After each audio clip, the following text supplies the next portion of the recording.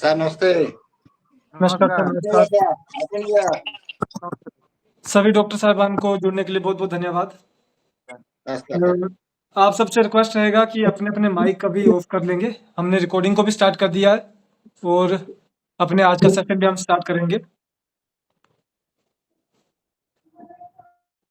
First of all last video में भी काफ़ी अच्छे व्यूज़ आए थे और हमारे सारे वीडियोज़ पे बहुत अच्छे व्यूज़ आ रहे हैं और आप पर्सन ज़्यादा से ज़्यादा देख रहे हैं। मैं देख रहा था कुछ वीडियो से जिस पे 500 800 व्यूज़ थे और जो उसका वॉच टाइम था वो अराउंड अराउंड 2500 व्यूज़ के बराबर का वॉच टाइम था। तो मतलब कुछ पर्सन ने मान लिया किसने 2 बार देखा है, किसने 3 बार देखा है, इस तरह से भी बड़े ज़्यादा पर्सन्स उसको देख रहे हैं। तो ये एक बहुत प्राउड की बात है हमारे लिए भी। तो इसी तरह से प्लीज़ आप लोग हमें सपोर्ट करते रहें। तो हम अपने आज के सेशन को स्टार्ट करेंगे। जैसे कि आप सबको मालूम है आज का जो सेशन है हमारा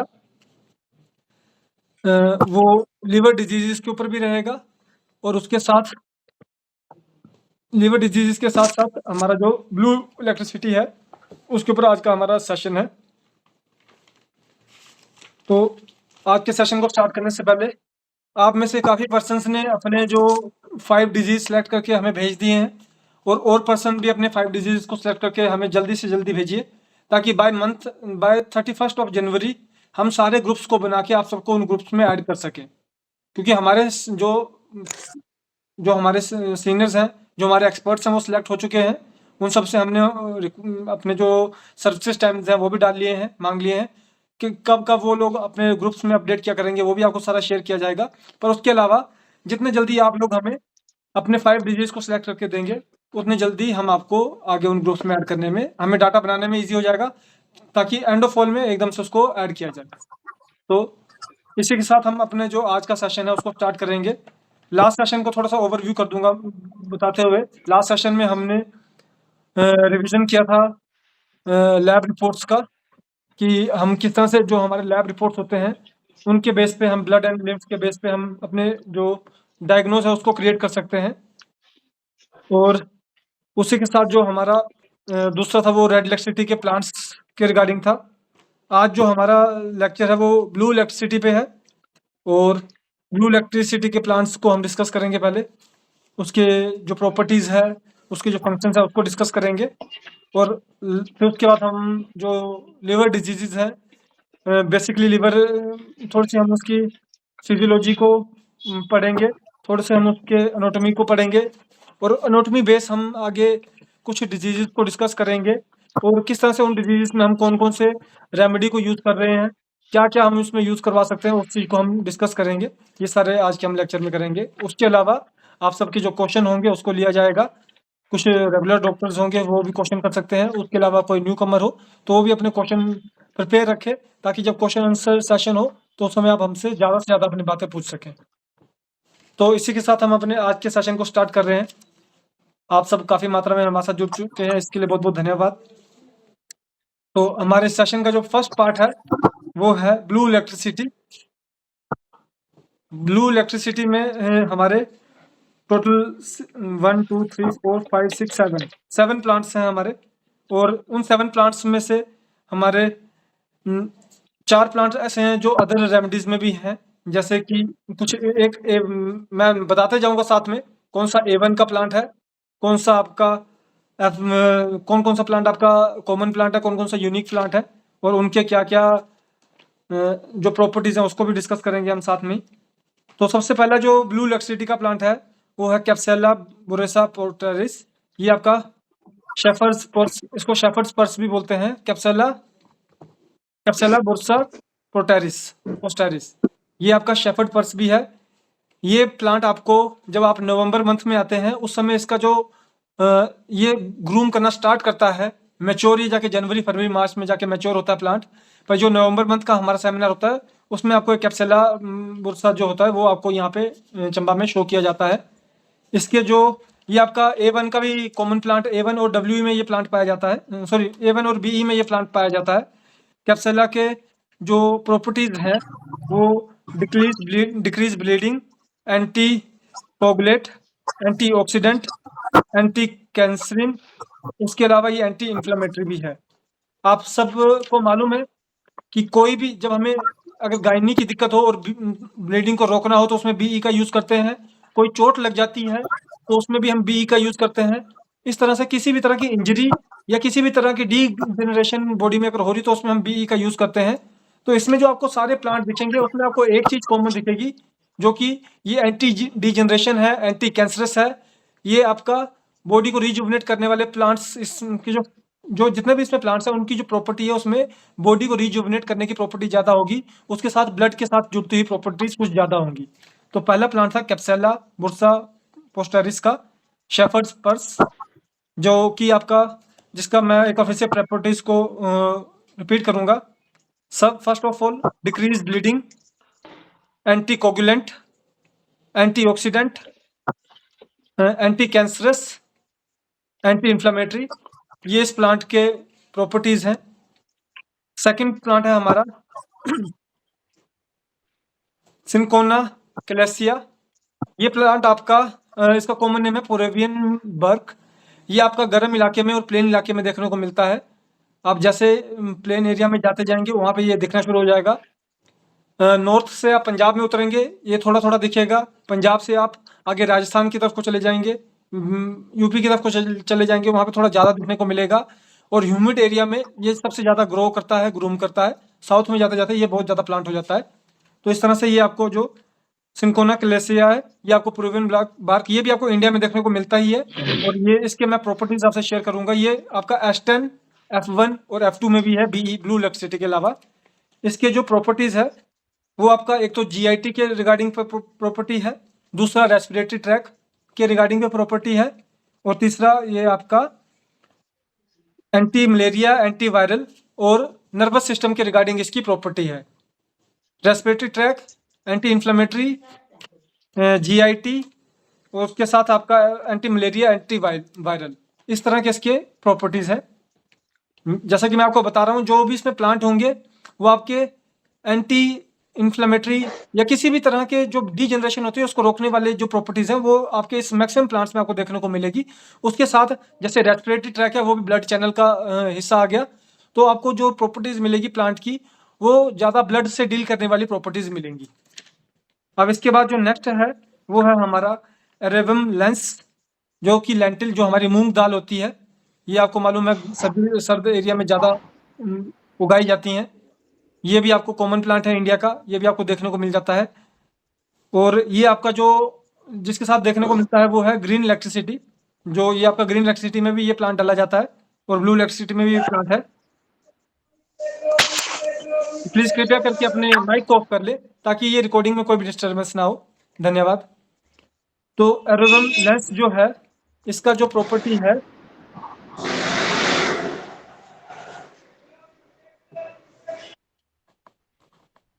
जो एरोवियम लेंस लेंटिल मूंग दाल, इसकी जो प्रॉपर्टीज हैं वो एंटी कैंसर है और जीआईटी के ऊपर भी इसके वर्क एफिकेसी है। उसके साथ स्किन के ऊपर भी इसकी एफिकेसी है। एंडोक्राइन पे भी ये प्लांट वर्क करता है, एंडोक्राइन एंड ग्लैंडुलर बेस पे ये वर्क करता है।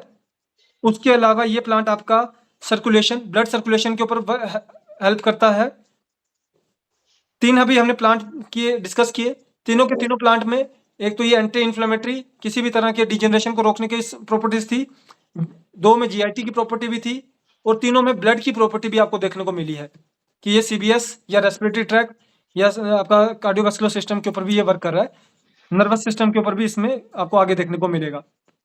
एर्वम लेंस लेंटिल, इससे जो ये था हमारा थर्ड प्लांट। इसके बाद जो एक कॉमन प्लांट है वो है पाइनस नाइग्रा। पाइनस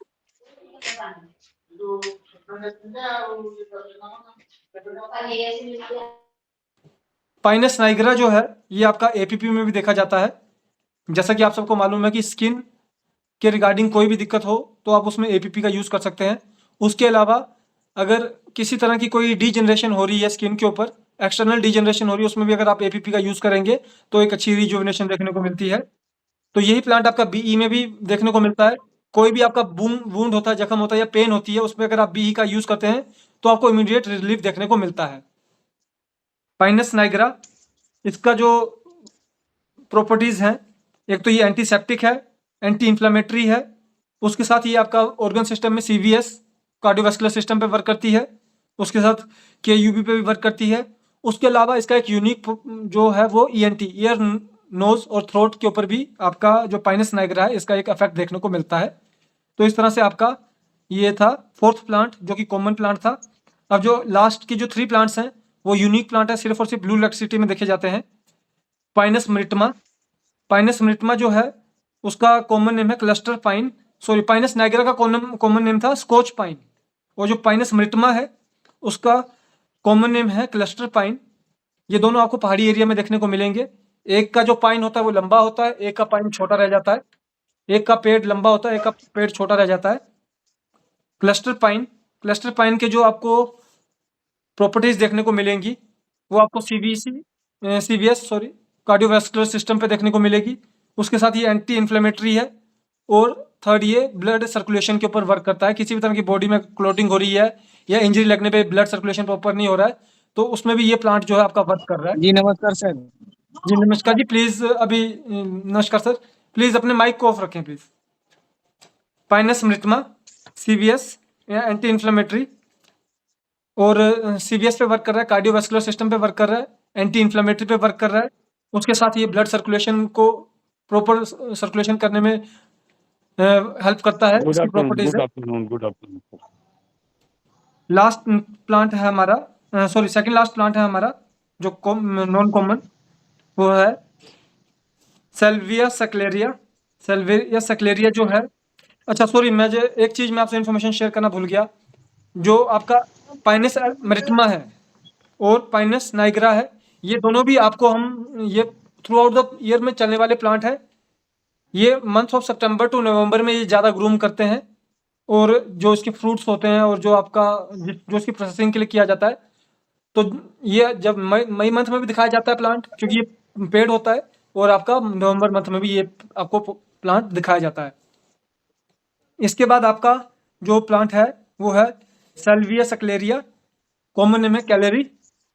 इसकी जो आपकी प्रॉपर्टीज हैं वो आपकी BP रेगुलेशन की प्रॉपर्टी है, नर्वस सिस्टम की प्रॉपर्टी है, हार्मोनल इम्बैलेंसेस, हार्मोनल डिसबैलेंस को बैलेंस करने की प्रॉपर्टी है इस प्लांट की।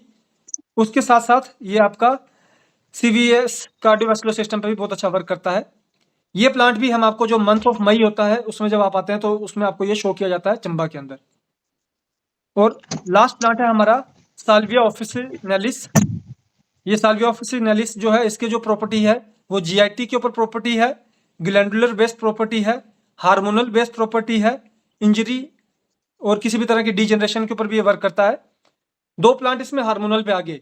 लेडीज में कोई भी जब डिजीज होती है तो उसमें भी हम ब्लू लैक्सिटी का ज़्यादा से ज़्यादा यूज़ करने की कोशिश करते हैं। मेंस्ट्रुअल ब्लीडिंग को रोकने के लिए A to BE का यूज़ किया जाता है ना।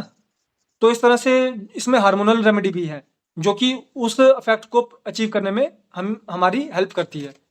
तो इस तरह से ये 7 प्लांट्स थे जिनकी प्रॉपर्टीज मैंने आपसे शेयर करने की कोशिश की है।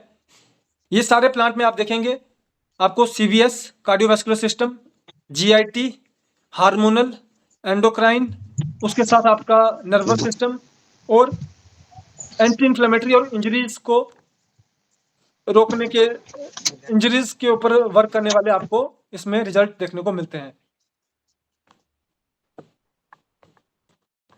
तो ये था हमारा ब्लू लैक्सिटी का प्लांट।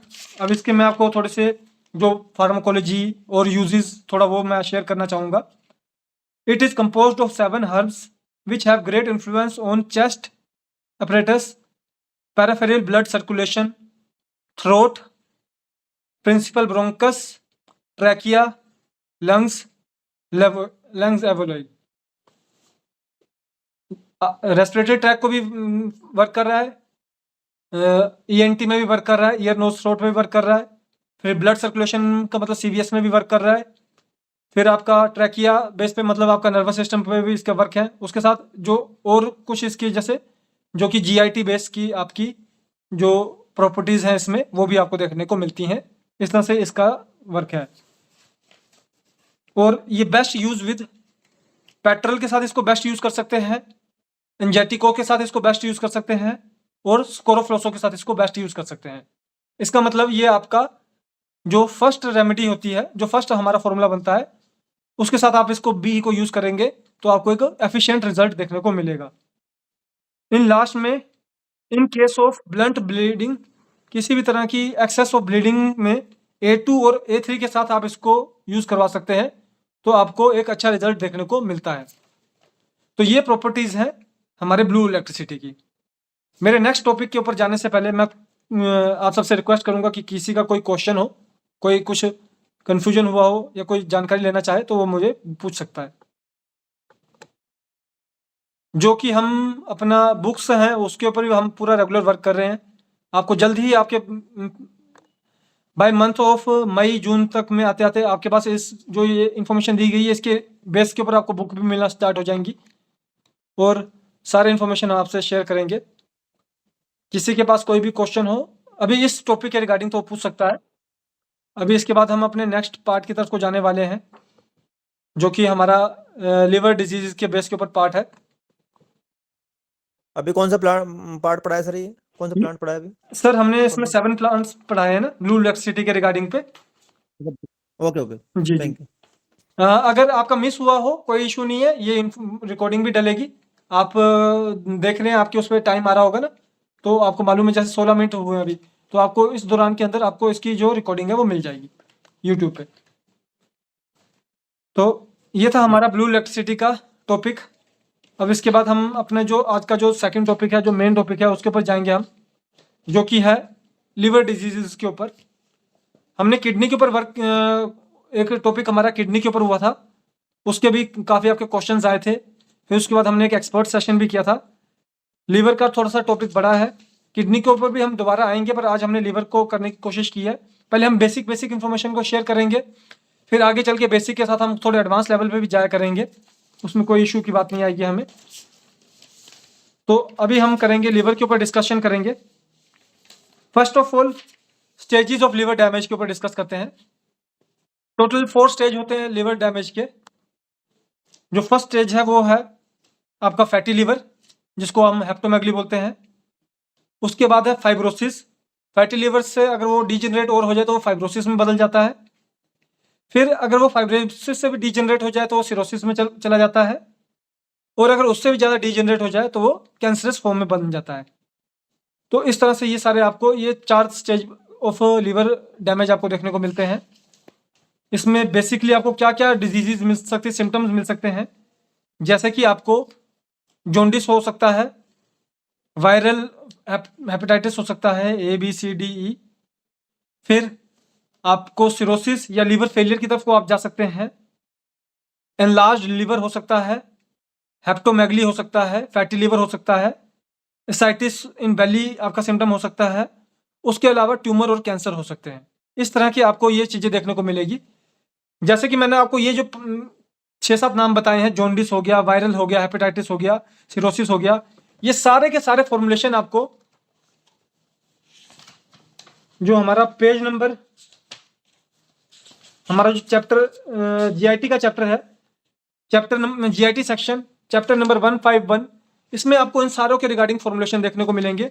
अभी मैं कुछ जो कॉमन रेमेडीज हैं वो भी मैं आपको बताऊंगा, और थोड़ा सा हम फॉर्मूला मेकिंग की तरफ को भी जाएंगे कि किस तरह से आप उसमें फॉर्मूला मेकिंग बना सकते हैं। पर ये आपको डिजीज के रिगार्डिंग के जो फॉर्मूलाज हैं वो आपको बने बनाए फॉर्मूला आपको बुक के अंदर 151 पेजेस से ऑनवर्ड में देखने को मिल जाएंगे। तो किसी कारणवश कोई कंफ्यूजन होगा तो आप उस पर जा सकते हैं, और आपको उसके जो फीडबैक्स हैं, जो आपको फॉर्मूलाज हैं, वो आपको उसमें देखने को मिलेंगे। तो अब जो लास्ट पार्ट है, हम थोड़ा सा पहले बेसिक एनाटॉमी के ऊपर डिस्कस करते हैं। पहले हम ओवरव्यू ऑफ एनाटॉमी में जाएंगे कि लीवर में क्या क्या चीज़ें होती हैं। एक इसमें आपका राइट लोब होता है, एक लेफ्ट लोब होता है, 2 आपके वेन सिस्टम होते हैं, एक आपका हेप्टिक वेन, सॉरी 2 आपके कैवा सिस्टम होते हैं, आर्टरी और कैवा सिस्टम। एक इंफीरियर कैवा होता है, एक एरोटा होता है, उसके साथ आपके वेन सिस्टम होते हैं। हेप्टिक वेन होती है, उसके साथ आपका हेप्टिक आर्टरी होती है, हेप्टिक पोर्टल वेन होती है। फिर टेरेस लिगामेंट होता है, जो आपका लेफ्ट राइट लोब और लेफ्ट लोब को जो अलग अलग करता है वो होता है आपका टेरेस लिगामेंट। अभी आपसे लेफ्ट लोब के क्या प्रॉपर्टीज हैं, क्या उसके फंक्शंस हैं, राइट लोब के क्या फंक्शन है, प्रॉपर्टीज है, वो भी आपसे शेयर किया जाएगा। आपको क्या क्या चीजें उसमें देखने को मिलेंगी। ये था हमारा बेसिक ओवरव्यू ऑफ लीवर। फिर से एक बार रिपीट करूंगा, right lobe, left lobe. Right और लेफ्ट लोब को जो डिफ्रेंशिएट करता है वो आपका लिगामेंट होता है, टेरेस लिगामेंट। उसके अलावा दो आपके मेन वेन्स और आर्टरीज होती हैं, जिसमें आपका कावा इंफीरियर कावा वेन होता वेना कावा होता है, दूसरा एरोटा होता है। उसके अलावा आपका हेप्टिक वेन होती है और हेप्टिक आर्टरी होती है, हेप्टिक पोर्टल वेन होती है, और उसके अलावा गाल ब्लैडर से आपका सीबीडी कॉमन बाइल डक्ट होती है। ये आपका लीवर के साथ जुड़ा हुआ जो पार्ट होता है। अब हम आज जो हम डिस्कस करेंगे वो हम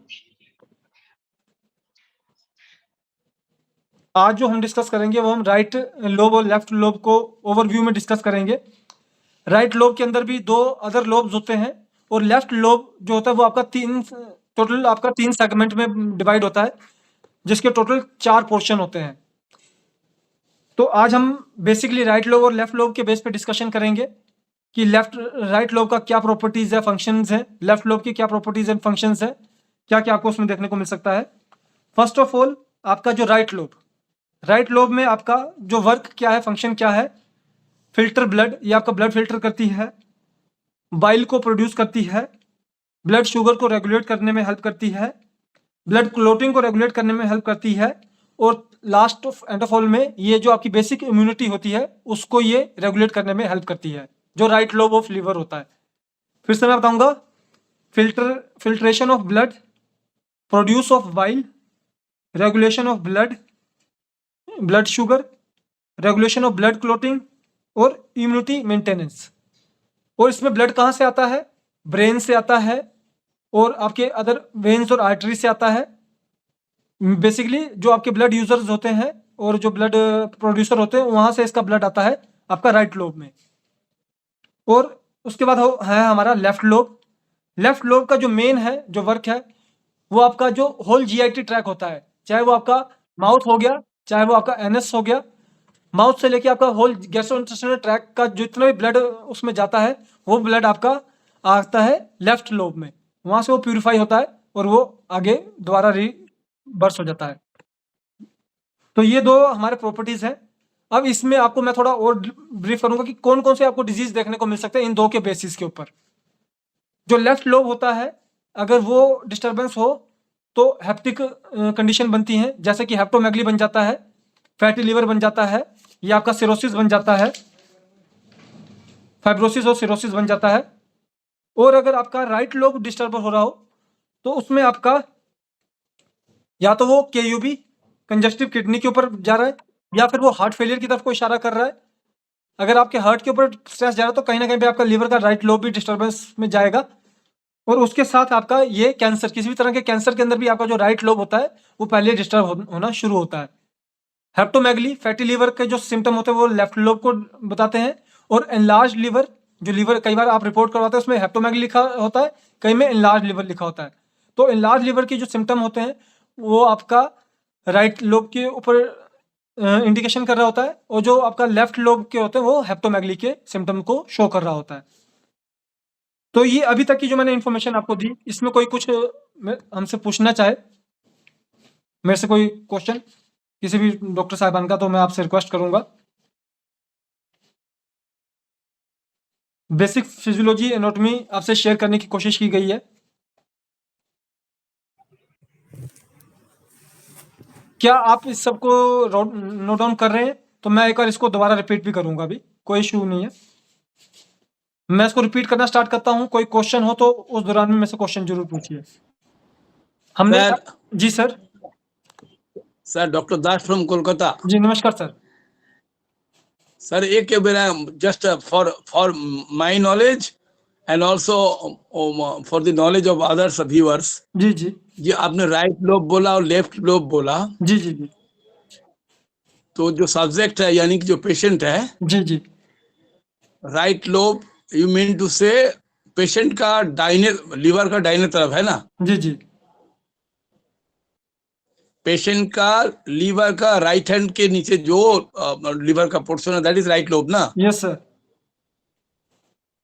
क्योंकि मैं अपनी तरफ से कंफ्यूजन क्लियर कर रहा हूँ इसीलिए, जी जी क्योंकि हम जब कॉलेज में एनाटॉमी पढ़ रहा था जी तो बहुत से हॉस्पिटल में देखा गया कि वो राइट लोब बोलते पेशेंट का जो है ना, वो अपना डॉक्टर अपना राइट साइड पकड़ लेता है। जी जी। नहीं तो वो इसलिए मैं कंफ्यूजन को क्लियर करने के लिए बोल रहा था। जी जी राइट लोब मीन्स पेशेंट का राइट हैंड का जी साइड जी के जो पेशेंट के राइट लीवर हैंड का पर, पोर्शन है, बिल्कुल बिल्कुल हाँ, that lobe is called right lobe, is right it lobe. It? Yes sir. हाँ, वो मैं जस्ट यही क्लियर कर रहा हूँ और जी कुछ नहीं। जी नमस्कार। जी नमस्कार जी। और मैं इसको फिर से रिपीट करूंगा, किसी का कोई क्वेश्चन हो इसको नोट डाउन जरूर करें, वीडियो को भी देखें, क्वेश्चन भी पूछें। जितने ज़्यादा हम आपस में कम्युनिकेशन करेंगे उतना ज़्यादा हमें बेनिफिट मिलेगा। एक बार मैं फिर से इसको रिपीट करता हूँ। आज हमने दो लोब लीवर की बात जो की है उसमें हमने दो लोब के ऊपर, बेसिक लोब्स के ऊपर डिस्कस किया है। इन्हीं लोब्स के अंदर फर्दर पार्टीशन हो जाती है। जो आपका राइट लोब होता है उसके अंदर 2 लोब्स और आ जाते हैं और टोटल 4 लोब बनते हैं ओवरव्यू के अंदर।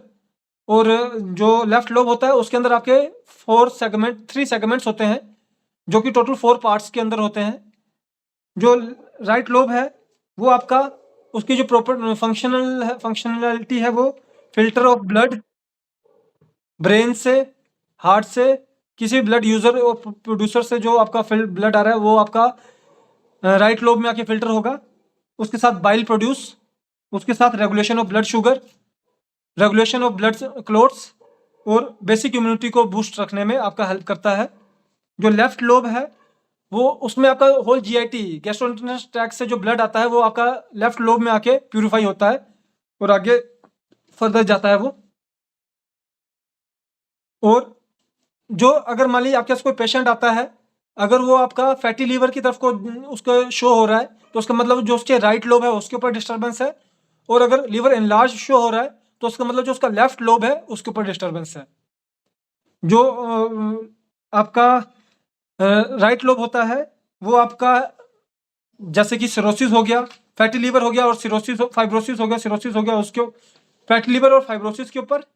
और जो आपका राइट साइड है वो आपका सिरोसिस और कैंसर के ऊपर वो शो करता है। फिर से एक बार बताऊंगा, अगर लेफ्ट साइड अगर राइट साइड ऑफ लीवर आपका डिस्टर्ब है तो फैटी लीवर शो होगा और फाइब्रोसिस शो होगा।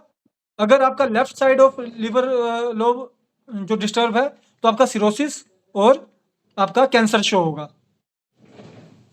अब इसी के साथ मैं थोड़ी सी चीजें आपसे और भी डिस्कस करूंगा, जैसे कि आपका सिरोसिस हो गया, कैंसर हो गया। इसके रिगार्डिंग पे भी सारे फॉर्मूला आपको जीआईटी वाले में और जो कैंसर सेक्शन है उसके अंदर देखने को मिलेगा। पर मैं उसके साथ साथ कुछ मैं आपसे कॉमन चीजें शेयर करूंगा। बेसिकली आपको S2, S5, S2, S3, S5 और S10 ये आपको लीवर के डिजीज में देखने को ज्यादा मिलेगा।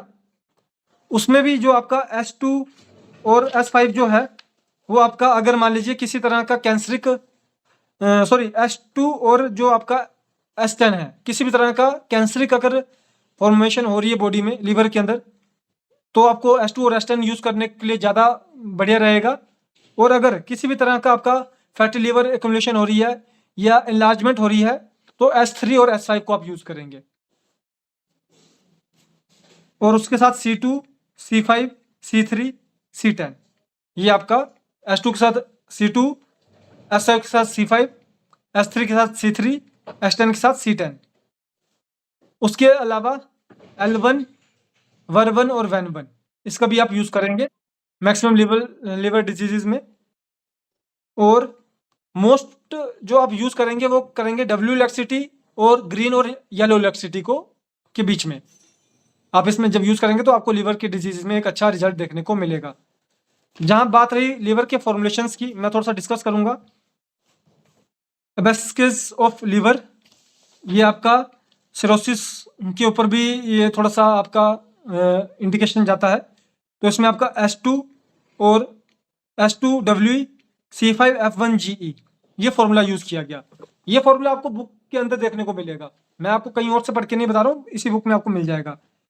फिर जैसे आपका जॉन्डिस हो गया उसमें हम S1 और L1 को यूज करवा रहे हैं। जॉन्डिस आपका बेसिकली लीवर का तो है ही है, साथ में वो आपके और ऑर्गन्स को भी डिस्टर्ब करना शुरू कर देता है, इसलिए हम उसमें S1 का पहले यूज करवाते हैं। हमें जो भी फॉर्मूला यूज करते हैं, आप बुक में फॉर्मूला देखेंगे, जब उसमें आप शुरू के दौर में हो सकता है S2 यूज करेंगे, S3 यूज करेंगे, 10% 30% फॉर्मूला में शुरू में S5 यूज किया जाएगा, पर अदर में S2 और S3 का भी यूज किया जाएगा, S10 का भी यूज किया जाएगा। पर जब एक बार पेशेंट को रिलीफ आना शुरू हो जाए और कुछ समय बाद अगर वो रिलीफ रुकना शुरू हो जाए, तो दोबारा उस समय उसको हम S2 है, S5 है, S3 है, सॉरी S2 है, S3 है, S10 है, जो भी है उसको हम S5 के साथ चेंज कर देंगे। फिर जैसे रिजल्ट आना शुरू हो जाएगा तो कुछ समय के बाद दोबारा उसको, अगर वो S2 है तो S2 पे ले जाएंगे, S5 है तो S5 पे ले जाएंगे, इस तरह से हम उसको दोबारा कर देते हैं। तो इस तरह से आपके सारे acute liver failure S5, C5, YE, S10, F1, WE, इसी तरह से जो आपके लीवर की जो सारे फॉर्मुलेशन है आपको इस बुक में, इस चैप्टर में आपको देखने को मिलेंगे। तो अब मैं आप सबसे क्वेश्चंस का रिक्वेस्ट करूंगा, या कोई भी आपकी कंफ्यूजन हो तो उसके रिगार्डिंग पे मैं आप सबसे डिस्कस करने की कोशिश करूंगा। सर ये यूट्यूब पे क्या नाम पे सर्च करना सर वीडियोस को? सर ये हमारा doctor Sanjeev Sharma revision India electro pharma करके आप सर्च करेंगे तो उसमें आपका हमारा चैनल आ जाएगा, doctor Sanjeev Sharma revision India electro pharma. Channel का नेम क्या है sir? Doctor Sanjeev Sharma revision India electro pharma, ये पूरा नेम है चैनल का। थैंक यू सर जी, किन्हीं डॉक्टर साहिबान का कोई क्वेश्चन?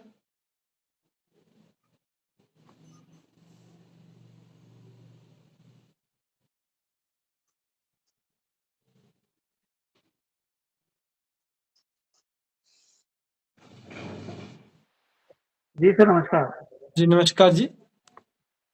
सर मैं ये पूछ रहा था, जैसे जॉइंटिस में जो भी फार्मुलेशन बन रहा है उसमें L1 का यूज होगा?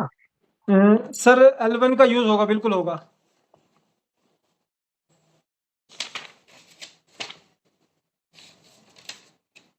जॉन्डिस में भी होगा, और किसी भी तरह के जो आपका जैसे फैटी लीवर वगैरह हो गया उसके अंदर भी आपका L1 का यूज हम करते हैं। लेकिन L1 का यूज जैसे सर टेम्परामेंट के आधार पे चेक किया जाएगा। सर देखिए, टेम्परामेंट जो है ना, अब वो आपका सेकंड स्टेज आ जाता है। पहले तो हम बेसिक डिजीज को ही फोकस करेंगे ना, पेशेंट की जो डिजीज की नेचर है उसको फोकस करेंगे, उसके बाद हम अगली चीज पे जाएंगे ना। अच्छा, काफी केसेस में सर ऐसा देखा जाता है कि जॉइंटिस के फार्मुलेशन प्रोटोकॉल जो भी सेट करते हैं उसमें L1 अगर है तो रिकवरी आने में थोड़ा सा टाइम। जी, उसमें आप A2 भी यूज करवाते हैं ना, A1 A2 भी यूज करवा सकते हैं, ऐसे कोई दिक्कत की बात नहीं है। जी जी, पर जैसे आपको जितने भी फैटी लीवर या फाइब्रोसिस वाला जैसी चीजें देखने को मिलेंगी, एक्यूमुलेशन वाली चीजें देखने को मिलेंगी, उसमें आपको L1 का यूज देखने को मिलेगा ही मिलेगा। मैंने अभी आपसे ये इन्फॉर्मेशन शेयर किया था कि जब हम पेशेंट, जैसे मान लीजिए हमने पेशेंट को एक फॉर्मूला दिया, जब कुछ समय में के बाद उसमें जब आपकी जो रिकवरी है उसमें जब रुकावट आने शुरू होती है ना, तो फिर हम उसमें आगे जो फॉर्मुलेशन है उसको हम चेंज कर सकते हैं। जैसे मान लीजिए कि पहली बार में उसने 10% आपका चेंजेस किया, दूसरी बार में भी 10% ही रह गया, पर उसके बाद फिर आप उसको जो चेंज करने के लिए, मान लीजिए L1 की जगह आप A1 करके देख सकते हैं, आप उसकी जगह पे वन करके देख सकते हैं, वन करके देख सकते हैं। इस तरह से आप वो चेंजेस करके देख सकते हैं जो पेशेंट की कंडीशन के इंक्लूडिंग है। पेशेंट आपको बार बार पेन बता रहा है तो वैन की जगह वन कर दीजिए। अगर पेशेंट आपको बता रहा है ब्लोटिंग हो रही है तो L1 की जगह सॉरी वन की जगह वन कर दीजिए। इस तरह से हम जो चीजें हैं, जो पेशेंट के सिम्टम के बेस के ऊपर हम आगे जो चीजें हैं उसको हम करते हैं, चेंजेस करते हैं। जी जी, ओके, धन्यवाद जी, किन्हीं डॉक्टर साहिबान का और कोई question? Sir, just I want to know जी, the formulas the formula that you have been already rendered to the meetings. I mean, participants. Can it be reflected in your upcoming book, sir? sorry, please, can you repeat your question for one Uh, more time? No. Actually, I mean to say Yes. the formulas and the anatomy that you have already told in this meeting. Okay. Can those formulas and anatomy of livers and any organ, you can say, can it be reflected in the upcoming book that you are going to be offered to us? Yes, we will in future when we will make our plant base our materia medica. In that materia medica, we also discuss plants and overall remedy function on our organ systems. Okay, sir. But the fact I'm telling you, sir, proudly I can say you, one person I'm giving treatment, मैं उनको treatment दे रहा था, जी जो वो dysentery का ये लेके complaint लेके मेरा पास आया, but मैं उनको जब diagnosis किया, जो मैंने उसका थोड़ा दूसरा प्रॉब्लम भी था, जैसे पेरिस्टेटियल ट्रैक का जो उसमें प्रॉब्लम था, वो जो खाना खाता था वो उसको ढकार वगैरह देता था।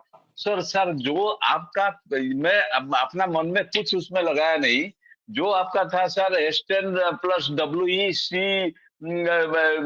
C4 प्लस वही जी उसका वही जी जो हमारा जो फॉर्मूला है बुक में, जिस बुक में जो फॉर्मूला है, जी जी उसी को उसका साथ में सिरप आपिजाइम जी एंड गैस्ट्रॉन टैबलेट R8 को दिया, उसको 3 बार खाने के लिए। बाकी वो जो फॉर्मूला जनरल मेडिसिन का दिया, sir miraculously I am observing with in a span of 8 days that person, मैं तो बोलता हूँ मैं बिल्कुल ठीक हो गया है, जी तो फिर मैं उनको बोला तो तुम 3 महीना मेडिसिन खाओ। मैं अपना मन में कुछ मेडिसिन दिया नहीं, neither I have given any medicine from my own core of my heart, और कुछ भी ऐड किया नहीं, सिर्फ the formula I have used the formula for अभिशन which has been indicated in the books. मैं इतना ही दिया सर, जी but the result is miracle. He has already, उनका जो मतलब वेट था वो 7 days में वेट भी बढ़ गया है, उसका जो आंख जो नीचे प्रिक हो गया था, मतलब नीचे घुस गया था, वो भी looking like a very fresh man. Today I have seen him on the way, I asked him how you are feeling. I said very fine. I don't have got any complaint nowadays. Even then you have to continue it for another 3 months. Then only we can discuss on this. This is the miracle, sir. I'm telling you, sir. Sir. जो sir ने बताया है, एक और इसमें देखने वाली बात है, वो एक्यूट नेचर ऑफ डिजीज है। आज से Sir. 10 साल पहले 15 साल पहले इलेक्ट्रोपैथी के लिए एक चैलेंज होता था कि क्या इलेक्ट्रोपैथी एक्यूट डिजीज में वर्क कर सकती है। तो हम Sir. प्राउडली कह सकते हैं कि हमारी मेडिसिन जो है, जो कि प्योरली, क्योंकि मैटी जी ने तो बहुत ज़्यादा अपने लिटरेचर में लिखा है कि एक्यूट पे सबसे अच्छा वर्क होता है, पर आज से 15 साल पहले 20 साल पहले एक्यूट पे उस लेवल का वर्क नहीं हो पा रहा था हमसे। क्यों नहीं हो पा रहा था, फिर वो बात की बातें। तो इसी तरह से सर ने जैसे अपना एक्सपीरियंस शेयर किया कि हमें जो हमारे पेशेंट्स हैं जो एक्यूट हैं, उसमें भी हम किस तरह से रिजल्ट ले सकते हैं, वो सारी चीज़ें आपको देखने को मिलती हैं।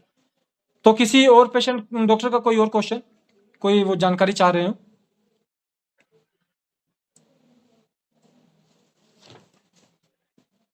देखिए, सारी कोई भी जानकारी हम आपको नई जानकारी नहीं दे रहे हैं, सारी जानकारी इस बुक में है। जो आपको आज बताया गया है वो कुछ इन्फॉर्मेशन आपको बढ़ावा करने के लिए है, आपकी प्रैक्टिस को बढ़ावा करने के लिए ही है। आगे चल के ये इन्फॉर्मेशन आप सबसे इसलिए शेयर की जा रही है क्योंकि ये सारी इन्फॉर्मेशन अभी हमारी अंडर कमिंग लिटरेचर्स की इन्फॉर्मेशन हैं, ताकि जब अगले 6 महीने के अंदर आपके पास जब वो लिटरेचर आए तो आप तो उसमें एक्सपर्ट होंगे ही होंगे, पर मान लीजिए कोई आपसे वो लिटरेचर लेगा तो आपको भी उसको बताने में ईजी हो जाएगा कि हाँ, मैंने ये इन्फॉर्मेशन पहले उनसे सुनी थी, उनके लेक्चर्स में या उनके सेशन में सुनी थी, और आज वो इन्फॉर्मेशन हमें बुक्स के थ्रू भी प्रोवाइड करवाई जा रही है। तो इसी तरह से किसी भी डॉक्टर का कोई और क्वेश्चन, कोई वो और जानकारी चाह रहे हो?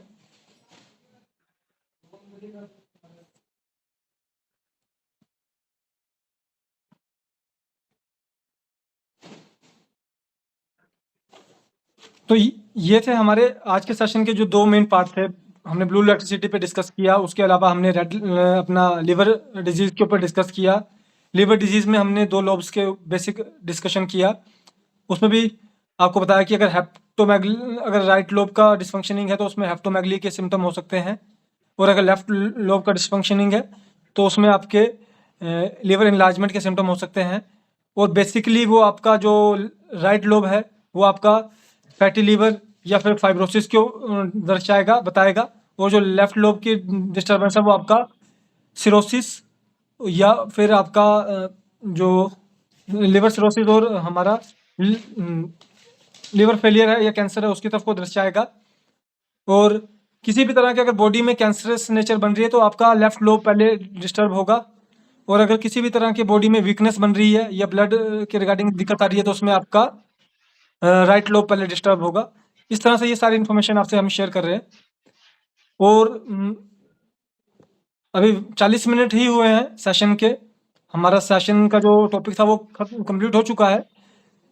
तो अगर कोई डॉक्टर सर अपने कोई एक्सपीरियंस के रिगार्डिंग, एक्सपीरियंस का मीन्स कि कोई उनको दिक्कत आ रही है पेशेंट के अंदर, अगर वो इन्फॉर्मेशन भी चाहें तो हम बात कर सकते हैं, कोई दिक्कत की बात नहीं है।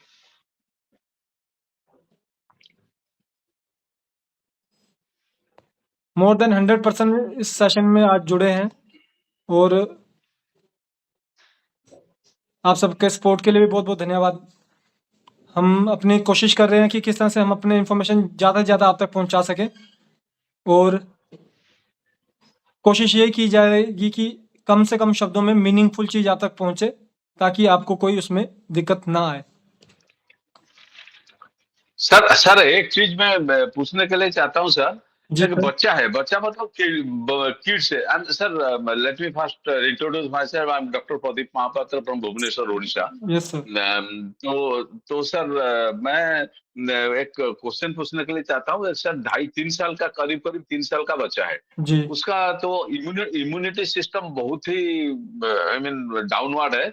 और उसका जो मतलब ये जो होता है ना उसका क्या बोलते हैं, मोशन मोशन ये जी जी मतलब हाँ मोशन मोशन मैंने उसका ठीक नहीं होता है। मतलब कब कब उसको जो एलोपैथिक का, जैसे मेरा पोता का बात मैं बोल रहा हूँ, जी उसका वो पुश करने के लिए देते हैं, जी और उसका थोड़ा दुबला पतला हो जाता है, जो था दुबला पतला हो जाता है। जी अभी जो है उसका मैंने मतलब इम्यूनिटी सिस्टम थोड़ा थोड़ा से उसको जुकाम जी जैसे है वो पकड़ लेता है सर। जी उसको मैं क्या दूं सर, क्या दूं सर सर, हम उसको? इसमें ना आईबीएस का ही बच ट्रीटमेंट सजेस्ट करते हैं सबसे पहले।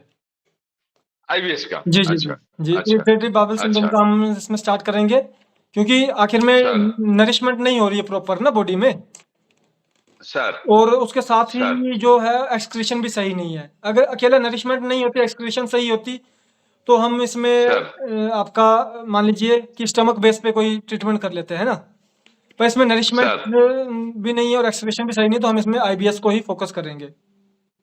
अच्छा अच्छा जी आईबीएस हमारा किताब में है तो, जी जी जी किताब में तो है जी सर। जीआईटी वाले में आपको इरिटेटिव बाउल सिंड्रोम में आपने बहुत अच्छा हाँ एक सजेशन बात भी क्वेश्चन भी किया।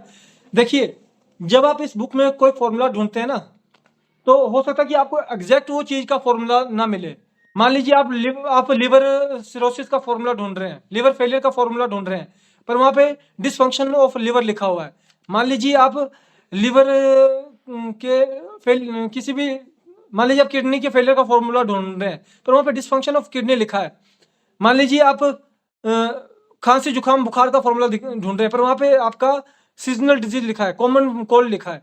तो वो आपको जरूरी नहीं कि आपको उसी फॉर्मूला को ढूंढना है, उसी नेम के फॉर्मूला को ढूंढना है। आप जो उससे मिलती जुलती जो सिम्टम के बेस पे जो आपको फॉर्मूला मिलेगा, आप उस फॉर्मूला को भी पहली बार यूज करेंगे तो आपको एक डेफिनेटली अच्छा रिजल्ट देखने को मिलता है। ये एक हमारी जनरल ऑब्जर्वेशन है। तो इसलिए कभी भी ये नहीं सोचना कि बुक में इस नाम का फॉर्मूला नहीं है।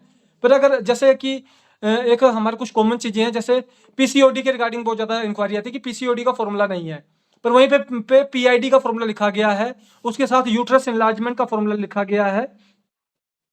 एक सेकंड रुकिए, मैं थोड़ा सा उसको थोड़ा और एक्सप्लेन करना चाहूंगा।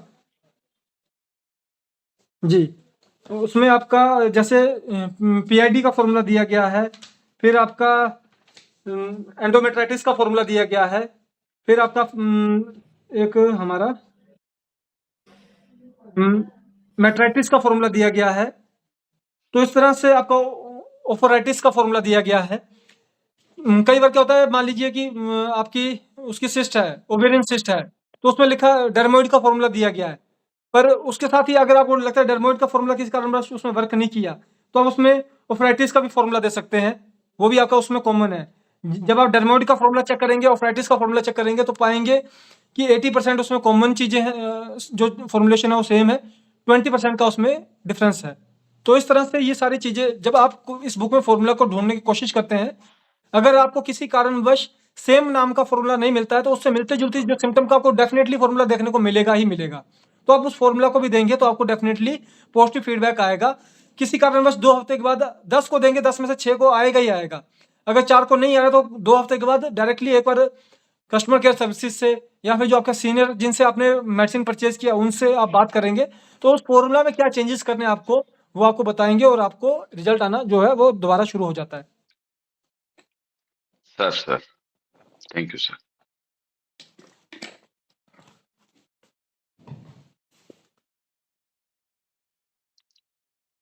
किन्हीं डॉक्टर का कोई और क्वेश्चन? सर एक सीधा सिंपल सा क्वेश्चन है सर। जी जी बोलिए सर। छोटा बच्चा को डोजेस वगैरह के बारे में थोड़ा बता दीजिए। जी जी जी एकदम छोटा। डोजेस सर आपका रहेगा जो जैसे कि बुक में भी बताया गया है, और जो हमारे प्रोडक्ट होता है ना उसके ऊपर भी लिखा जाता है कि जितने साल का बच्चा है उतने ड्रॉप्स उसको दीजिए, और उसको पानी की क्वांटिटी बस कम रखनी है। 5 साल से कम का जो बच्चा है उसको अगर 1 चम्मच पानी में देंगे तो ज़्यादा अच्छा रहेगा। 5 साल से ज़्यादा का बच्चा है तो उसको 5 से 7 साल का बच्चा है तो उसको 10 ml पानी में दे दीजिए, और उससे ज़्यादा बड़ा बच्चा है तो उसको आप 15 ml 20 ml पानी में दे दीजिए। 10 साल से ऊपर का तो वो तो 30 ml पानी में 5 मिनट पहले 5 मिनट बाद रहता ही है। उसके अलावा अगर आधा घंटा पहले आधा घंटा बाद करना है, तो जहाँ पे आप 10 ml पानी दिया आप उसको 30 ml पानी दे दीजिए खाने से आधा घंटा पहले आधा घंटा बाद। तो इस तरह से बच्चे की जो डोज है, जो क्वांटिटी डोज है, वो जितने साल का बच्चा उतनी डोज को आप रख लीजिए, 10 साल से कम को। 10 साल से ऊपर का कोई भी बच्चा होगा उसको 15 ड्रॉप्स आप दे सकते हैं, कोई दिक्कत की बात नहीं है। हालांकि मैं Right, बताना चाहूंगा right. कि कई जगह पे हमारे जो डॉक्टर्स हैं वो 10 ड्रॉप सारों को 10 ड्रॉप ही दे रहे हैं। छोटे बच्चे को तो कम देते हैं, पर बड़े को भी से वो 10 ड्रॉप ही देते हैं, तो उसमें भी उनको एक अच्छा होता है। फिर इन ड्यूरेशन ऑफ ट्रीटमेंट के ड्यूरेशन में कुछ समय के बाद हो सकता है कि उनको अपना जो डोज है वो बढ़ाना पड़ जाता है। जहाँ पे वो 10 बूंदे दे रहे हैं वहाँ पे वो 15 कर देते हैं, पर शुरुआत के दौर में वो 10 से ही शुरू करते हैं। एक अच्छा इम्पोर्टेंट बात बोला, जितना साल का उम्र का बच्चा है उतना ड्रॉप ही देना है। जी जी जी जी। ये बहुत बहुत साइंटिफिक फॉर्मूला है, बहुत साइंटिफिक है। Thank you sir. Sir, it has been already indicated in the book, sir. Yes sir, yes जो डोजोलॉजी जो है ना सर, वो जी। it has been, डॉक्टर साहब, it has been already mentioned in the book clearly. Okay, thank you sir, thank you कोई sir, thank you. Patient के regarding किसी और पेशेंट के रिगार्डिंग किसी का कोई क्वेश्चन हो? हेलो सर, नमस्ते। नमस्कार जी। मैं पुष्पा झा, डॉक्टर पुष्पा झा, सिलीगुड़ी वेस्ट बंगाल से। जी जी जी मैम, अभी जी हाँ जी, मैं तो न्यू हूँ सर जी जी इसमें। तो मेरा क्वेश्चन ये था कि मैं एक आईबीएस का एक पेशेंट है, उनको मैं आईबीएस का दी हूँ, बट उनको ना वो सिर के ऊपर एक छोटा सा ट्यूमर जैसा है। जी। ठीक है। तो वो उस हेलो मैम, आपकी आवाज चली गई है। हेलो। हेलो जी मैम। हाँ जी सर, जी आप सुन पाए जी मेरे जी सवाल को? लास्ट में जो ट्यूमर के बाद आपने क्या बताया उसका? हाँ, वो एक सिर के ऊपर ना एक छोटा सा ऐसा गोली जैसा बना हुआ है। जी जी तो मैं उनका अलग से उनके लिए कुछ दवाई दूं, क्योंकि वो मुझसे बोल रहे थे कि इसका भी मुझे ट्रीटमेंट करवाना है, या अभी मैं कुछ दिन सिर्फ आईवीएस का ही चलाऊं? नहीं, आप उन्हें आईबीएस का ही चलाइए ना। और ओके। सबसे बड़ी बात है कि देखो, कितने समय से है वो? वो 3-4 साल से है शायद। 3-4 साल से है ना? नहीं, हाँ, वो बिनाइन है सर, ट्यूमर वो तो नहीं हो सकता, बिनाइन है। क्योंकि अगर पेट की उनकी दिक्कत चली रही है ना, तो वो कहीं ना कहीं पे फैट की गांठ ही है वो ना। ओके ओके, जी हाँ, जी फैट की गांठ ही है वो। जी जी जी जी ट्यूमर का थोड़ा सा फिर उसमें क्या होता है कि वो ब्रेन फंक्शनैलिटी पे या फिर ऑर्गन फंक्शनैलिटी पे भी वो दिक्कत करता है। पर जो अच्छा फैट की गांठ होती है वो अलग होती है। उनको नींद के उससे दिक्कत तो नहीं आ रही है ना, मतलब किसी तरह की पेन तो नहीं हो रही है ना उसकी वजह से? नहीं, कोई पेन जी नहीं जी है, वो उनको फैट समझ का, में भी नहीं आता है, बस दिखने से दिखता है बस। जी वो फैट एक्यूमुलेशन ही है। फैटी है, जी बिनाइन ही है। जी जी जी। जी, तो अभी मैं उसके लिए आप कुछ भी आईबीएस ना वाला दूं। ट्रीटमेंट चलाइए, बाद में उसको हम एक्सटर्नल अप्लाई करवा के भी हम उसका एक रिलीफ ले सकते हैं। अच्छा जी, एक्सटर्नल अप्लाई क्या करवाएं sir? External apply ma'am S5 RE और S2 RE के चेंजेस में कर सकते हैं हम। सॉरी S3 RE मेल है ना?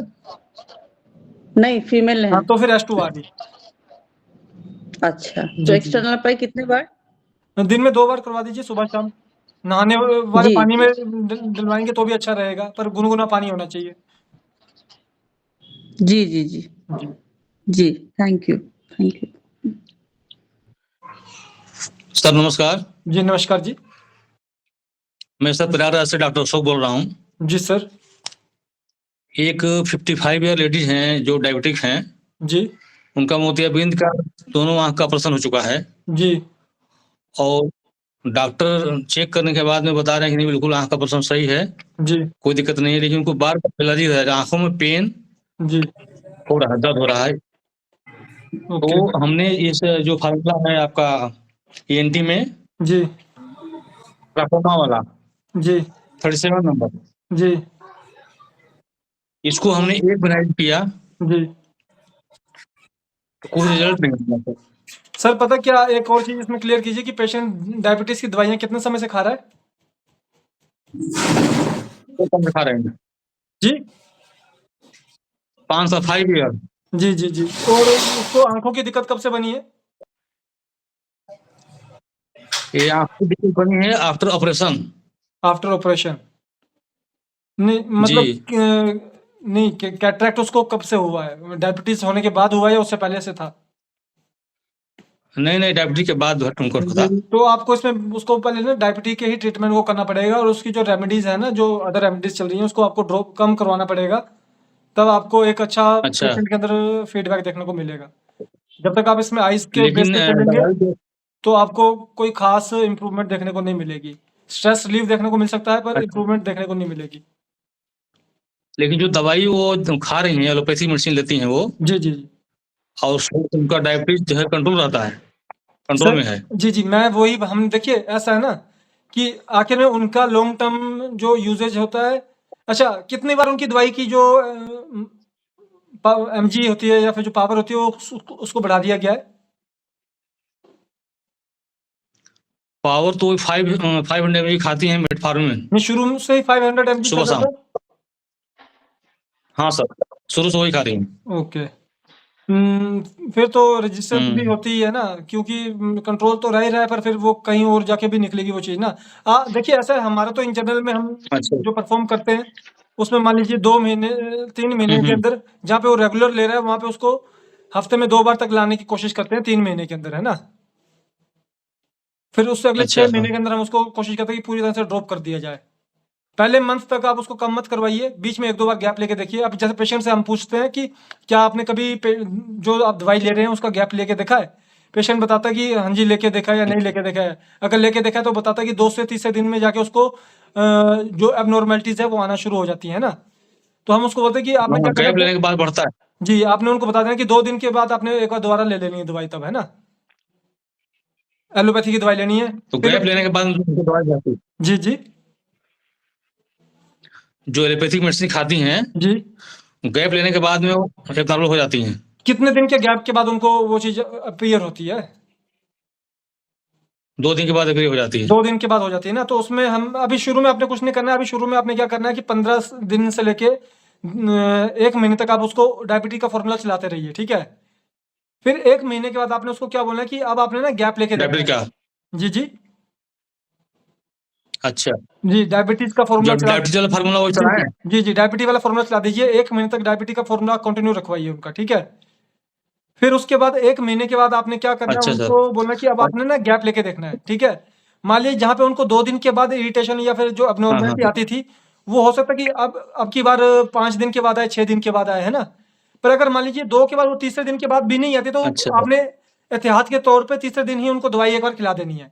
पर फिर उसके बाद अगले 3 दिन के लिए आपने गैप दिलवाना है। अच्छा, जी, क्योंकि इन जनरल हम इसी और तरह से एलोपैथिक करते हैं। मेडिसिन दिखाते हैं उसके स्टॉप करा दें? जी,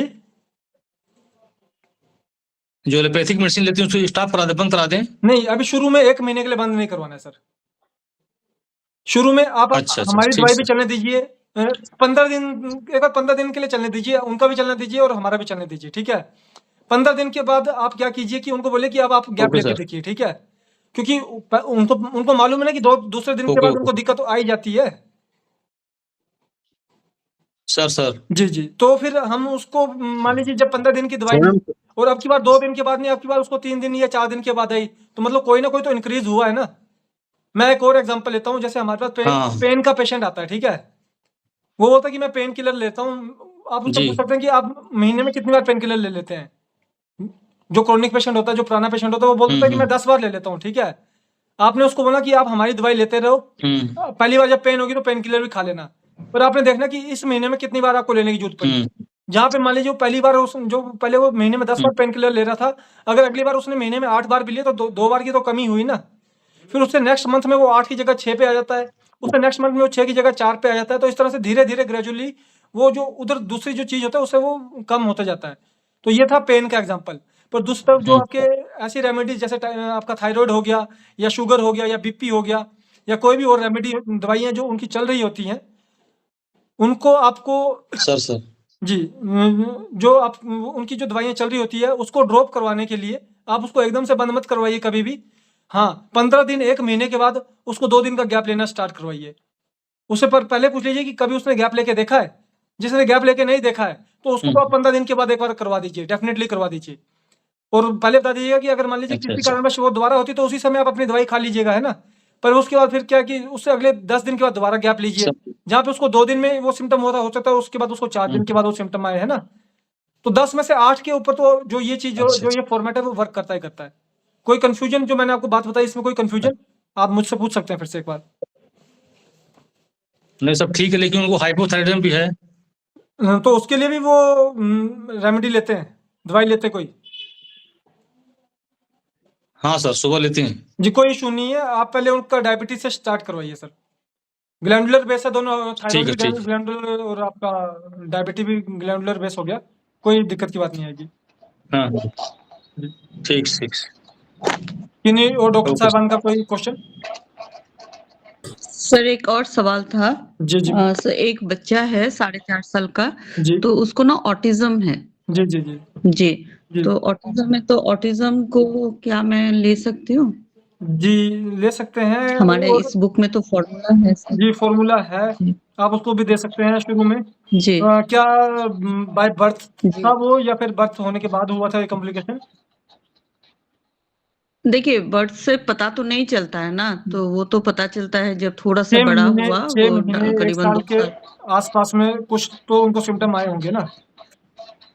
नहीं, सिम्पटम्स जब वो थोड़ा बड़ा हुआ ना, चलने-फिरने लगा, तो वो सोशल नहीं हो पा रहा था, जी, जी। तो उस समय से ये समझ में आया। जी, ओके। जब वो करीबन 1.5 साल का, हाँ, बाय बर्थ ही फिर माना जाएगा ना इसको। इसमें हम 2 चीज़ों को लेते हैं, या एक लेते हैं कि क्या जो प्रेगनेंसी थी वो कॉम्प्लिकेटेड प्रेगनेंसी थी, जो डिलीवरी हुई कॉम्प्लिकेटेड हुई है, और दूसरा कि क्या डिलीवरी होने के बाद ऐसा उसको तो कोई कुछ नहीं फीवर था। वगैरह या फिर कोई ऐसी चीज़ तो नहीं हुई थी? हाँ, हाँ। जी, जब बर्थ हुआ था ना, जी, तो उस जी। बच्चे को वो माइनर ही था, बट जॉन्डिस था जी, जी, जी। उस समय। तो उसके और उसके उसके बाद हाल ही के जी, आपने कोई रिपोर्ट्स करवाए हैं, KFT, LFT वगैरह करवाया है आपने? मतलब है ये पेशेंट का? सारा उसका सही है, सब, हाँ, अच्छा। हाँ, वो सब कुछ क्लियर है, सब कुछ। जी। तो फिर आप इसमें MRI तक हुआ है उसका। जी, फिर आप इसमें शुरू में ऑटिज़्म बेस पे दे सकते हैं, कोई दिक्कत की बात नहीं है। तो इसमें जो 2 फ़ॉर्मूला है हमारे पास, एक है ADHD का जी, जी, जी। और एक है ऑटिज़्म स्पेक्ट्रम डिसऑर्डर का। जी, जी, जी। तो हल्का-सा ही थोड़ा-सा फ़र्क है, जी, तो मैं कौन-सा दूँ? आप पहले ऑटिज़्म वाला ही चलाइए मैम। अच्छा। जी। ऑटिज़्म वाला ही। तो मैं तो सिर्फ़ ये जो हमारा ये मेरे पास तो ये सब अभी दवाइयाँ नहीं है सर, जो मैम पेटेंट की बात मैंने आपको पहले भी बताया था कि पेटेंट जो है आप उसको 2 जी, महीने के बाद भी यूज़ नहीं। करवाएँ, कोई दिक्कत की बात नहीं है। शुरुआत तो आपको ओरिजिनल से करनी ओके। पड़ेगी ना। हाँ जी। जी, जी, जी। जी। Okay, thank you sir. जी। Sir one more question I have to ask sir. जी वो जो लड़का का बात बच्चे का बात मैं बता रहा था, उसका सर जो हम आईबीएस का जो है हम तो देंगे, जी उसका सर साथ उसको सर एपीजाइम दे सकते हैं क्या सर? सर अभी उसकी उम्र 2 साल 3 साल के आसपास है ना, सर तो अभी एकदम से एपिजाइम मत दीजिएगा सर, क्योंकि कई बार क्या होता है कि अच्छा जो छोटा बच्चा होता है ना, उसको अगर एकदम से फ्लक्चुएशंस लग हो जाए तो कई बार ना डिस्टर्बेंस हो जाती है, एकदम से वीकनेस हो जाती है। आप फॉर्मूला देंगे पहले तो वो ज़्यादा अच्छा अच्छा वर्क अच्छा करेगा। एपिजाइम की जगह लिवो अच्छा एसआर देंगे तो आपको ज़्यादा बेनिफिट रहेगा इसमें। अच्छा। लिवर क्या क्या देंगे सर? लिवो एसआर सिरप देंगे तो आपको ज़्यादा बेनिफिट करेगा। अच्छा अच्छा अच्छा, जी ठीक है सर। बाकी बाकी जो है ड्रॉप जो है, जो गैस्ट्रल का ड्रॉप है उसको दे सकते हैं नहीं, सर? वो भी एकदम से नहीं देंगे। देखिए ये सारी इन्फॉर्मेशन हमने पहले भी दी है कि जो उसमें भी बुक में भी सर लिखा हुआ है ना कि हमने उसका कम से कम तो 2 महीने के बाद 1.5 से 2 महीने के बाद इसका इस्तेमाल करवाना है ना। जो डो अच्छा, ठीक ठीक पहले ठीक। जो ऑलराइट ऑलराइट। जो शुरुआत के दौर पे आपने उसमें सिर्फ और सिर्फ जैसे मान लीजिए बिफोर मील दिया, आफ्टर मील दिया और उसके साथ आपने टैबलेट दे दिया और सिरप दे दिया है ना। जी सर जी जी, इसका यूज करवाएंगे तो आपको सर ज़्यादा अच्छा रहेगा। Sir thank you sir, thank you very much. नमस्कार सर, मैं पूछ सकती हूँ जी क्वेश्चन? जी जी मैम, प्लीज प्लीज। सर एक पेशेंट है, लड़का है, उसकी 12 साल की एज है, जी पर उसकी हाइट जो है वो कम है काफी। जी जी जी भाई बहन है दोनों के, पेरेंट्स की तो हाइट ठीक है, जी मदर की भी फादर की भी, तो बच्चे उनकी हाइट जो है वो कम हो रही है। और वो काफी गेम्स वेम्स भी खिलाते हैं पर हाइट बढ़ नहीं रही है, और कुछ कुछ बाहर के प्रोडक्ट वगैरह खिलाते हैं जैसे प्रोटीन वगैरह के, जी तो नहीं देखिए, अब जैसे हाइट इसमें इंक्रीज ना, करने के लिए। इसमें हम दो बेस को ही लेते हैं। एक तो आपका हार्मोनल डिसबैलेंस हो सकता है, या दूसरा जो लैक ऑफ न्यूट्रिशन होता है वो है ना। एक जीआईटी बेस हो गया और एक आपका एंडोक्राइन एंड ग्लैंडुलर बेस हो गया ना। अब इसमें जो हाँ जी हाँ जी हाँ जो जी। बच्चा है उसको आपको देखना है कि क्या उसका जीआईटी फंक्शन सही है, भूख वगैरह सही लगती है, खा सही से रहा है, एक्सक्रीशन सही से हो रही है। सर खाने का तो उसका ठीक है, वो भूख वगैरह सब ठीक लगती है उसको, जी जी। और खाने एक्सक्रीशन की कोई प्रॉब्लम नहीं है, एक्सक्रीशन पूरा अच्छा एक्सक्रीशन ठीक तरह से खाते हैं। हाँ। नहीं, चलो खा तो सही से रहा है, और पर क्या एक्सक्रीशन हाँ, कॉन्स्टिपेशन वगैरह नहीं है, जी जी कॉन्स्टिपेशन नहीं है। जी जी जी। फिर ये आपका हार्मोनल बेस हो गया ना। पानी हाँ जी, पर फिर आप हार्मोनल सर उसके सारे वो टेस्ट कराए वो नॉर्मल ही हैं। मैम देखिए, अब टेस्ट में आप ये भी चेक कर सकते हैं कि कितने वैल्यू अपर लिमिट की तरफ को जा रही है, कितनी लोअर लिमिट की तरफ को जा रही है ना। हाँ जी हाँ जी जी। जी, तो पर इसका जो बेस है, अगर उसका पेट बिल्कुल सही है ना, तो ये आपका हार्मोनल बेस ही है, हाँ जी। ग्लैंडुलर एंड हार्मोनल बेस ही है इसका ना।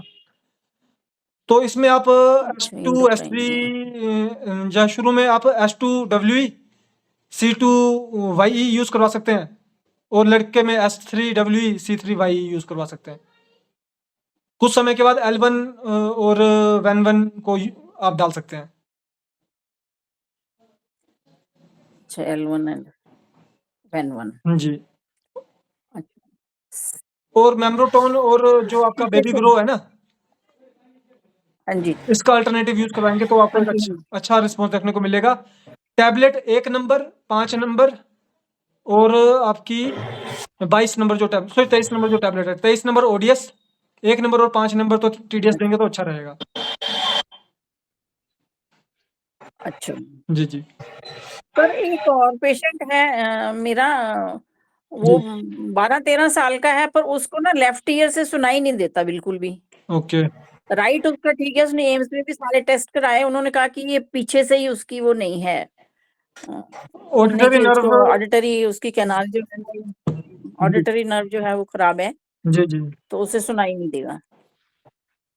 तो स्कूल में भी उसे दिक्कत आती है बच्चे को, कभी कोई किसी ने, टीचर ने भी थोड़ा कान उसने ऐसे कर करके, जिस साइड सुनाई देता है यूं करता है, फिर बच्चे हंसते हैं उसको। जी जी जी जी। हम्म, हाँ पता जी क्या मैम, इसमें ना आप इसमें शुरू के दौर पे जो न्यूराइटिस वाला फॉर्मूला है ना, हमारा हाँ न्यूराइटिस जी। का फॉर्मूला है, नर्वस सिस्टम में ना आपको न्यूराइटिस का फॉर्मूला मिलेगा। अच्छा जी, आप इसको करवाएँगे न्यूराइटिस और न्यूरोसिस वाला जो फ़ॉर्मूला है उसमें से कोई भी आप यूज़ करवाएँगे शुरू में ना, तो आपको कुछ दिन के लिए हाँ आपको जी करवाना चाहिए। फिर उसके बाद हम ईएनटी के बेस पे, ईयर के बेस पे जा सकते हैं, पर पहले आप न्यूराइटिस का फ़ॉर्मूला करवाएँगे तो ज़्यादा अच्छा रहेगा। अच्छा अच्छा एकदम से इंटरनल एंटो नहीं दे देना है। 2 हफ्ता खिलाइए, दवाई को खिलाइए, हम्म 1 महीना दवाई को खिलाइए, उसके बाद फिर एक्सटर्नल का भी यूज़ करवाइए। सर क्या बोला सुनाई नहीं दे रहा अभी ठीक कोई से एक इश्यू बार नहीं फिर है। बोलिएगा क्या 1 महीना 2 हफ्ते से 1 महीने तक उसको दवाई खिलानी है सिर्फ पहले ना। जो न्यूराइटिस अच्छा वाला फ़ॉर्मूला है न्यूराइटिस उसका जो वाली ही उसको कंज़्यूम करवाइए। फिर उसके बाद 1 महीने के बाद उसका जो ईयर ड्रॉप है उसका यूज़ करवाइएगा। अच्छा ईयर ड्रॉप 1 महीने के बाद जी, जी, जी। पर ठीक अब इस तरह के केसेस में क्या होता है कि सडनली कई बार फिर वो मान लीजिए हमिंग साउंड आने शुरू हो जाए तो बच्चा इरिटेशन में भी जा सकता है ना। तो ये चीज़ें आप अगर अपने पेरेंट्स के जो गार्डियन है उससे पहले से डिसाइड शेयर करके रखेंगे तो आपको भी कोई दिक्कत नहीं होगी और पेशेंट भी कम उसमें रहेगा, कॉम्प्लिकेशन में रहेगा, है ना? सर वो एम्स में उन्होंने हेयरिंग एड उसको लगाई है वो लगाता ही नहीं है वही उसको साउंड आती है उसमें तो वो लगाता ही यूज ही नहीं करता वो जी, हाँ जी, जी, जी। कोई इश्यू नहीं, आप इसको ये चीज़ करवाना स्टार्ट करवाइए एक बार ना। और अच्छा एक अच्छा पर 2 हफ्ते के लिए ठीक है क्या करवाइएगा, आरी का ना मसाज करवाइएगा जो आपका जो ये लोब होता है ना, बैक लोब होता है ये ईयर वाला हाँ और जो उस साइड का जो टॉन्सिल होता है उसके वहाँ तक उसका मसाज करवाइएगा रेड इलेक्ट्रिसिटी का। अच्छा रेड हाँ इलेक्ट्रिसिटी जी, मसाज ठीक करवा है दीजिएगा, इंटरनल मत कीजिएगा, मसाज ज़रूर करवाइएगा। ठीक है ठीक है ठीक है थैंक यू जी, धन्यवाद। किन्हीं डॉक्टर इसका कोई क्वेश्चन?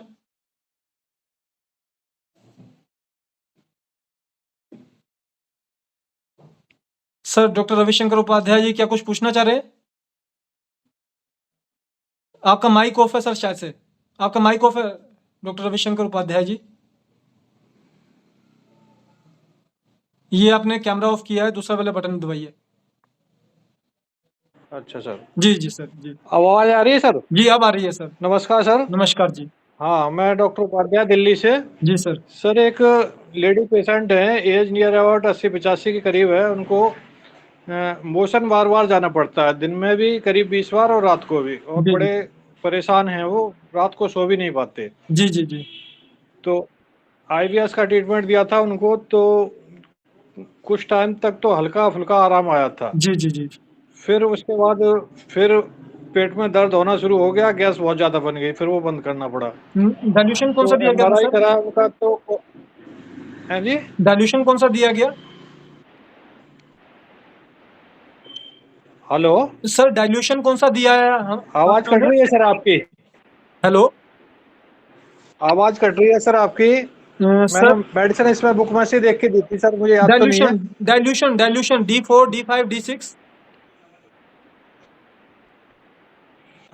D5 दिया था सर। जी। तो जिस मान लीजिए आपने उसको 1 महीना 2 महीने के आसपास का ट्रीटमेंट दिया है? नहीं नहीं, वो 5-7 दिन में ही मतलब गैस बहुत ज्यादा बन गई, पेट फूलना शुरू हो गया तो उनका। आपने एंजीप्लेक्स भी दिया था उन्हें? और वो सर एक वो चीज और है, उनका एमआरआई कराया था तो कॉलन में कैंसर के सिम्टम भी हल्के से दिखाई दे रहे थे। ओके। नहीं जनरल अल्ट्रासाउंड हाँ जी हुआ था सर, उनका? अल्ट्रासाउंड हुआ था तो अल्ट्रासाउंड तो नॉर्मल था उनका। ओके, कोई भी बाद में जब एमआरआई कराया था तब उसमें बाबल गैसेज वगैरह कुछ भी नहीं? मतलब हल्का फुल्का। हाँ। ओके।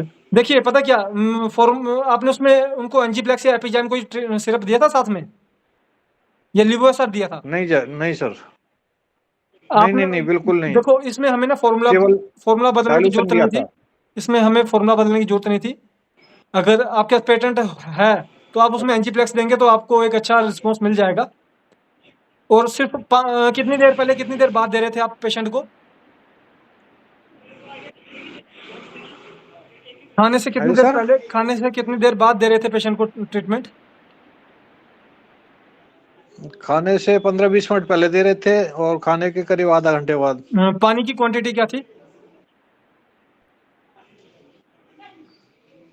पानी की क्वांटिटी वैसे तो डायरेक्ट ही टंग पर दिलवा रहा था उनको। नहीं नहीं, इसमें सर जब हम ज्यादा समय का यूज करते हैं तो पानी की क्वांटिटी बढ़ानी चाहिए ना। मान लीजिए जब अच्छा। 5 मिनट पहले 5 मिनट बाद करते तो 30 ml वाटर कर दिया, 10 से 15 मिनट किया तो 100 अच्छा ml वाटर कर दिया, आधा घंटा कर दिया तो 1 गिलास पानी कर दिया, है ना। अच्छा अच्छा, पानी में देना चाहिए। जी जी, पानी देना चाहिए। जो डायरेक्ट ऑन टंग होता है वो तो आपका रेजिस्टेंस तोड़ने के काम ज्यादा आता है। अच्छा आप अच्छा सेम फॉर्मूला उसको पानी के साथ चलाना स्टार्ट कर देंगे, पेशेंट को इमीडिएट रिलीफ आना शुरू हो जाएगा। अगर किसी कारणवश वो नहीं है आपके पास अपना अच्छा अच्छा। पेटेंट नहीं है तो C17 एसलास चला दीजिएगा उसे ना गर्म पानी में। C17 और एसलास एसलास। जी अच्छा, तो मोशन सर एपीजेम से भी हो जाएगा। नहीं सर? जी नहीं, वो आपकी बात सही है, पर अगर मान लीजिए किसी कारणवश इनके पास पेटेंट प्रोडक्ट नहीं है तो ओरिजिनल का भी पेशेंट को तो इमीडिएट देना पड़ेगा ना कुछ ना कुछ। हाँ जी सर, क्योंकि ना जहाँ R6 जाए है वहां पे कॉन्स्टिपेशन होने के चांसेस होते हैं थोड़ा सा, और एसिड बनने का चांस होते हैं, जी तो एपीजेम से नॉर्मल हो सकता है जी जी जी, नहीं वो मैंने नहीं, तभी मैंने शुरू में बोला कि एपीजेम या एंजियोप्लेक्स कुछ भी हो वो दे सकते हैं, कोई इशू नहीं है। आप उन्होंने नहीं दिया ये दिक्कत, जी एंटासिड नहीं दिया जो एपीजेम, तो तभी इनको थोड़ी एसिड की प्रॉब्लम इनको सामने आई है। जी जी जी जी और भी ये जीआईटी का आईबीएस से रिलेटेड है, कवर हो जाएगा। जी जी।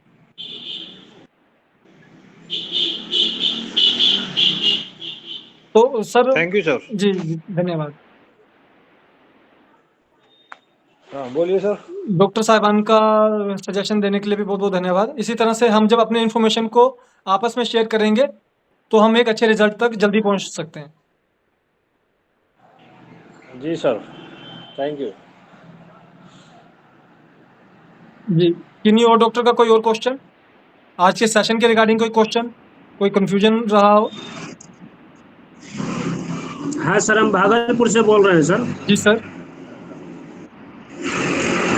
एक लेडी है सर 60 बरस की, और उनका डायबिटीज सर 2.5 से कम नहीं हो रहा है। जितना भी मेडिसिन एलोपैथ या जो भी खिला रहे हैं 2.5 से कम हो ही नहीं रहा। सर इसमें उनको सिम्टम क्या है, साथ में सिम्टम्स क्या क्या है उनको? सिम्टम तो उनको सर डायबिटीज है और कुछ है ही नहीं। नहीं, कोई इरिटेशन होती हो, कोई स्किन इरिटेशन, कोई पेन या किसी तरह का कोई और कोई भी सिम्टम? उनका सर लीवर जो है ना सर, लीवर खराब रहता है, और बाथरूम जो है ना बार बार जाती है, और लेटरिन जी जी जी 5-6 बार जाती है। अल्ट्रासाउंड हुआ इनका? अल्ट्रासाउंड तो नहीं हुआ। आप एक बार अल्ट्रासाउंड करवाइएगा, तो अगर मान लीजिए फैटी लीवर निकल के आया ना, तो आप इसमें पहले हेप्टोमेट्री का ट्रीटमेंट स्टार्ट कीजिए, तो आपकी अदर जो कंडीशन है वो नॉर्मल होने शुरू हो जाएगी। जी जी जी, थैंक यू। धन्यवाद।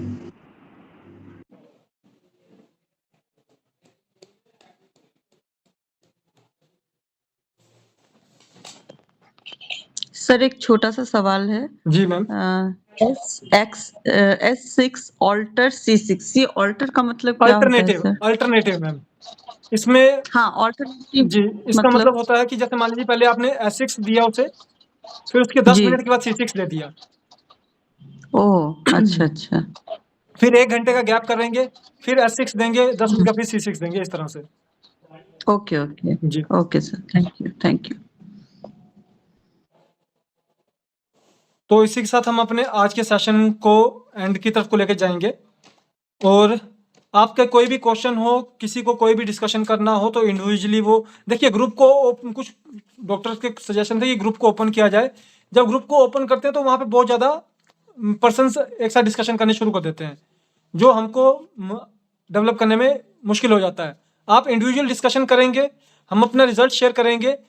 अभी जो वो ग्रुप है वो सिर्फ और सिर्फ इन्फॉर्मेशन शेयरिंग के लिए है कि कहाँ पे प्रोग्राम हो रहा है, क्या हम रिजल्ट ले रहे हैं, क्या हमारे एक्टिविटीज़ हो रही है। इन फ्यूचर जैसे आपको बताया गया कि आप अपनी 5 डिजीज़ को सिलेक्ट करके हमें भेजिए, उसका हम ग्रुप बना के आपको उसके साथ जोड़ें। तो वो चीज़ें भी हम करेंगे जिसमें जिन ग्रुप्स का प्योरली पर्पस आपसे रिजल्ट शेयर करना होगा, रिजल्ट शेयर करेंगे वो आपसे, उसमें आपको फिर जो क्वेश्चन रहेगा, तब भी क्वेश्चन भी आप हमसे ही पूछेंगे डायरेक्टली, क्योंकि डॉक्टर के पास उस लेवल का समय नहीं होता है। आप दिन के 10 क्वेश्चन इकट्ठे करके मैं उनसे एक बार पूछूंगा तो वो समय की मैनेजमेंट होगी, पर अगर 10 लोग अलग अलग बार उनसे पूछेंगे तो उससे उनको भी नुकसान होता है। तो इसलिए आप सबको पूरी फैसिलिटीज प्रोवाइड करवाई जाएंगी। तो कोई आपको जैसे बताया गया कि अपने 5 डिजीज को सिलेक्ट करके हमें जल्दी से जल्दी शेयर करें, ताकि हम आगे चल के उसको बढ़ा सकें, अपने जो वर्कर्स को भी हम आगे सही कर सकें। तो इसी के साथ हम अपने आज के सेशन को ख़त्म करेंगे। जाते जाते 2 चीज़ें डिस्कस की गई थी आज, ब्लू लैक्सिटी और हमारा लिवर डिजीज के ऊपर। और आप इस वीडियो को बार बार देखिए। लिवर के सारे डिजीज के जो फॉर्मूला है वो आपको GIT सेक्शन के अंदर देखने को मिल जाएंगे। और कोई भी आपको कंफ्यूजन हो डायरेक्टली आप हमसे पूछे। कभी भी किसी पेशेंट को दवाई देते हैं और अगर वो पेशेंट 2 हफ्ते में आपको कोई अच्छा रिजल्ट देखने को नहीं मिलता किसी कारणवश, तो अपनी तरफ से एकदम से चेंज करने की कोशिश ना करें। जो आपके सीनियर टीम है उससे एक बार जरूर डिस्कस करें। हो सकता है कि आपको जो चीज़ दूसरे हफ्ते में मिल जाए और आपके वो डिस्कस ना करने की वजह से वो पेशेंट आपका टूट जाए। तो जब आप इमीडिएटली अगर आप हमसे डिस्कस करेंगे तो आपको एक मोर एफिकेसी की जो संभावना होती है वो ज़्यादा बढ़ जाती है। तो इसी के साथ हम अपने आज के सेशन को ख़त्म करेंगे। हमारे साथ जुड़ने के लिए बहुत बहुत धन्यवाद। Thank you sir. धन्यवाद। धन्यवाद। नमस्कार डॉक्टर साहब। नमस्कार। नमस्कार सर।